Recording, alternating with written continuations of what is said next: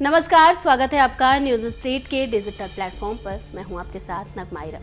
1 करोड़ से अधिक केंद्रीय सरकारी कर्मचारी और पेंशनर्स नए वेतन आयोग यानी कि 8वें वेतन आयोग से जुड़ी खबरों पर नजर गड़ाए हुए हैं। दरअसल 8वें वेतन आयोग के गठन की घोषणा इस साल जनवरी में की गई थी, लेकिन सरकार ने अभी तक पैनल के सदस्यों की नियुक्ति नहीं की है।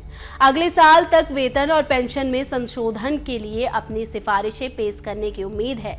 इसके साथ ही अभी भी उम्मीद की जा रही है कि सरकार 8वें वेतन आयोग की गठन की सिफारिशें 2026 से लागू कर सकती है।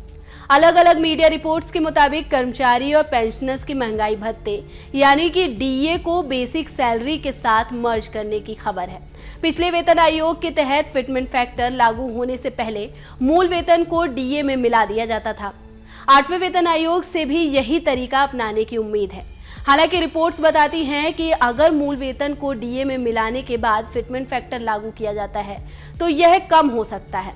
आपको बता दें कि हाल ही में 7वें वेतन आयोग के तहत 2% डीए बढ़ोतरी की गई थी, जिसके बाद डीए बढ़कर अब 55% हो गया है। 7वें वेतन आयोग के तहत लेवल 1 पर सरकारी कर्मचारी के लिए न्यूनतम मूल वेतन 18,000 रुपए है और अगर 55% डीए को मूल वेतन में मिला दिया जाए तो यह 27,900 रुपए हो जाता है। पिछले पैटर्न के अनुसार फिटमेंट फैक्टर 18,000 रुपए के बजाय 27,900 रुपए पर लागू किया जा सकता है। अलग अलग रिपोर्ट्स के आधार पर नए वेतन आयोग 1.92 और 2.86 के बीच फिटमेंट फैक्टर का सुझाव दे सकता है। इसलिए अगर 1.92 का फिटमेंट फैक्टर लागू किया जाता है तो वेतन 53,568 रुपए होगा। अगर फिटमेंट फैक्टर 2.57 है जैसे पहले था तो वेतन बढ़कर 71,703 रुपए हो जाएगा। अगर यह 2.86 है तो वेतन 79,794 रुपए हो सकता है। यानी जो कर्मचारी आज 18,000 रुपए के मूल वेतन पर काम कर रहे हैं उन्हें भविष्य में 8वें वेतन आयोग लागू होने पर 53,000 रुपए से 79,000 रुपए तक का वेतन मिल सकता है।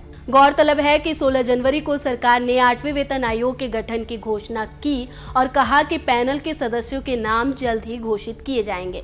हालांकि अभी तक सदस्यों के नामों का ऐलान नहीं किया गया है। साथ ही केंद्र सरकार की ओर से 8वें वेतन आयोग के लागू होने पर फिलहाल कोई आधिकारिक ऐलान नहीं की गई है, लेकिन माना जा रहा है कि 8वां वेतन आयोग 2026 की दूसरी छमाही में अपनी सिफारिशें दे सकता है। 8वां वेतन आयोग 1 जनवरी 2026 से लागू होना तय है। आपको बता दें कि 8वें वेतन आयोग के लागू होने से सरकारी खर्च में भारी बढ़ोतरी हो सकती है और इसका असर देश की अर्थव्यवस्था पर भी पड़ने की संभावना है। लिहाजा 8वें वेतन आयोग के प्रभावों को ध्यान में रखते हुए सरकार किसी भी अंतिम निर्णय से पहले व्यापक समीक्षा करेगी। गौरतलब है कि भारत में पहले वेतन आयोग का गठन 1946 में किया गया था। इसके बाद अब तक 7 वेतन आयोगों की सिफारिशें लागू की जा चुकी हैं।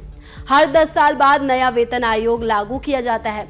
7वें वेतन आयोग का कार्यकाल 2026 में खत्म हो रहा है, इसलिए इस साल से भी 8वें वेतन आयोग की प्रक्रिया शुरू की जाएगी ताकि अगले साल इसे लागू किया जा सके। जानकारों की माने तो अगर 8वां वेतन आयोग लागू होने में देरी होती है तो कर्मचारियों पर इसका कोई असर नहीं पड़ेगा।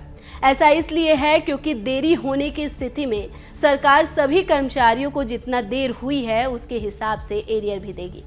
फिलहाल इस वीडियो में मेरे साथ इतना ही। बाकी देश और दुनिया की तमाम खबरों से अपडेट रहने के लिए न्यूज स्टेट को सब्सक्राइब कर लें और वीडियो पसंद आई हो तो वीडियो को लाइक कर दें।